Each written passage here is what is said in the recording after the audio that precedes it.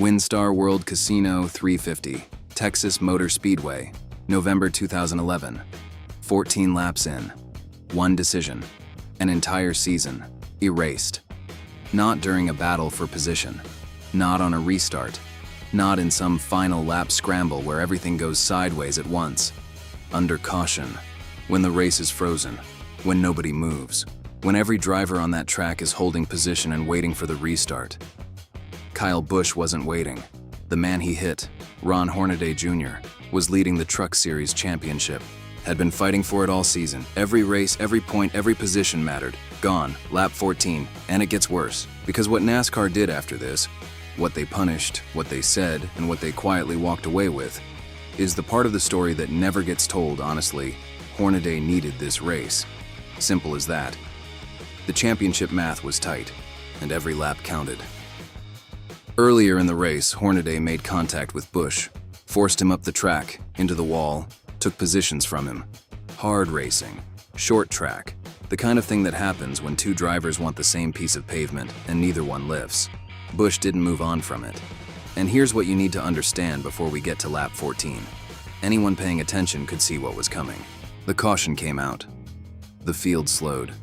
The pace car pulled onto the track, and Busch made a decision.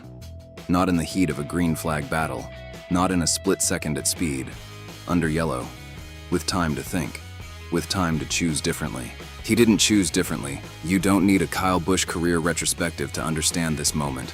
You need one thing. By 2011, every driver on that grid already knew it.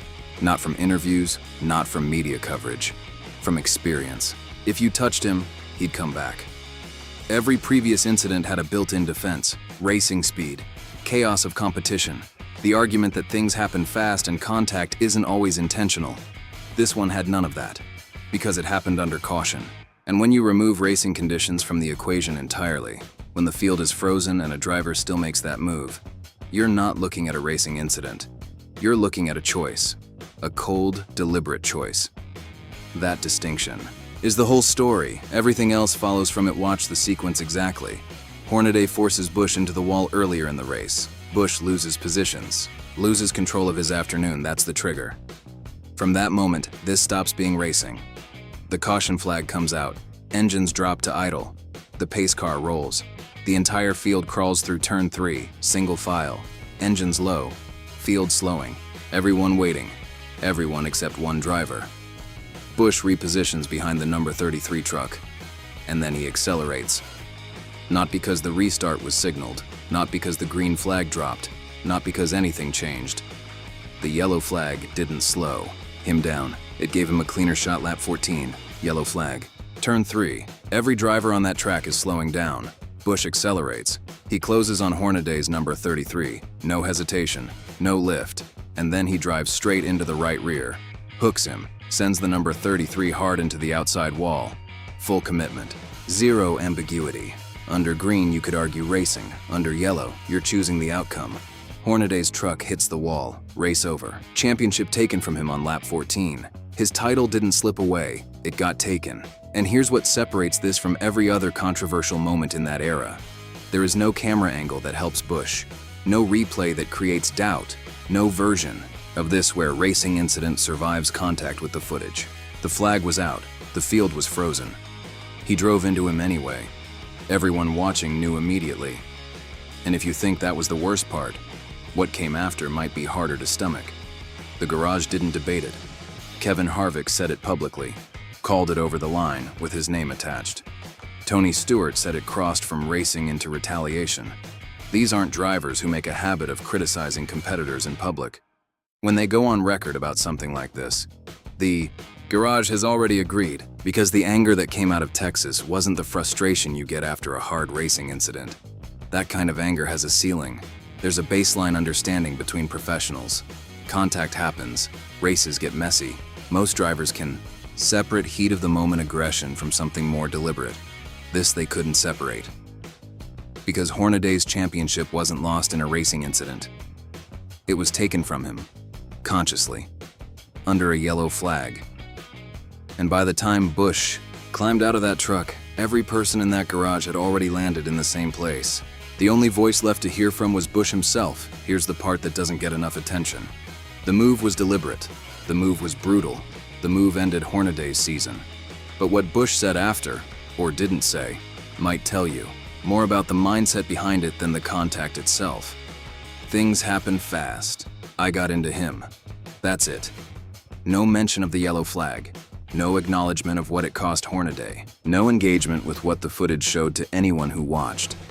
A driver who makes a genuine mistake doesn't walk out of the car that way. They're rattled. They search for words. They look at the replay like they're seeing it for the first time. Busch walked out calm, not searching. Calm. Because this wasn't something that needed explaining. It was a decision, already made, already executed. And the statement was just the public version of the same calculation. This was not something that happened to Kyle Busch. It was something Kyle Busch did. And that single distinction is what followed him out of Texas and didn't let go for years. Here's what nobody in NASCAR will say out loud. Moments like this are good for the sport. Not good the way a photo finish is good. Not good the way a clean championship battle is good. Good the way controversy is always good for something that desperately needs people talking. NASCAR's response was serious, genuinely. Busch was parked for the rest of the weekend, suspended from the Truck Series race, fined $50,000, put on probation, real punishment, real consequences, and simultaneously, the incident became the story of the week. Truck Series racing, which almost never generates mainstream sports coverage, was suddenly everywhere. The clip ran on loop. Airtime filled up. People who hadn't watched a Truck Series race all season knew exactly what happened at Texas.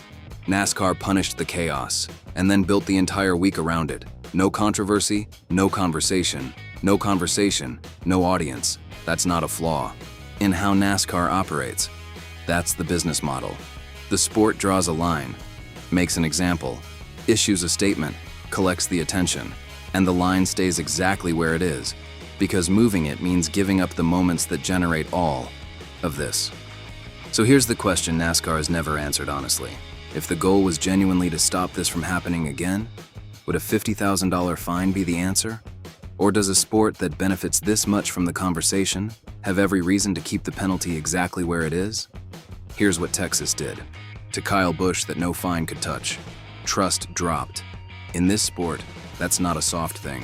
That's not a reputation issue or a PR problem. That's physical. At 180 miles an hour, trust determines how much room you give someone on a restart. Whether you lift in a close situation, whether you extend the benefit of the doubt when the gap closes fast and you have about 1/10 of a second to decide. Every driver in that garage understood something after Texas that didn't need to be spoken out loud. Kyle Busch had stopped racing on lap 14.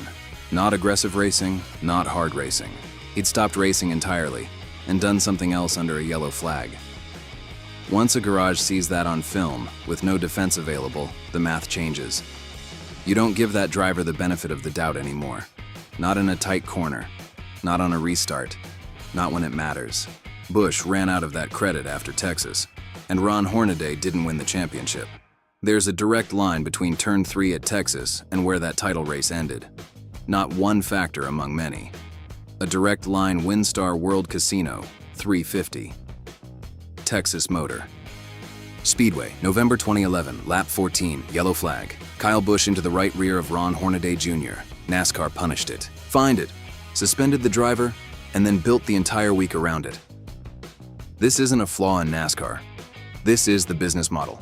The sport draws a line, makes an example, issues the statement, and the line stays exactly where it is. Because moving it means giving up the moments that keep people watching, talking, clicking, and coming back the following Sunday.